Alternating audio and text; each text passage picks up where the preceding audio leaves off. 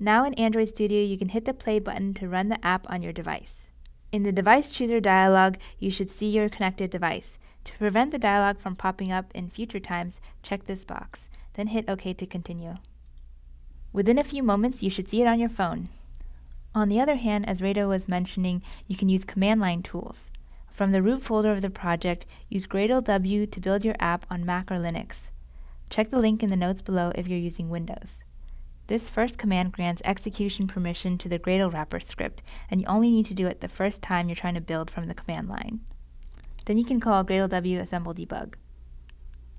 Once the build is successful, it creates an APK file at the app build APK directory. You can use ADB to install the app. The -r command means that you can replace an existing version of the app if you've already done it before. For more tips on ADB, you can see the instructor notes below. Then you can use this ADB command with the Activity Manager tool in order to start the main activity. And there you see it on the device.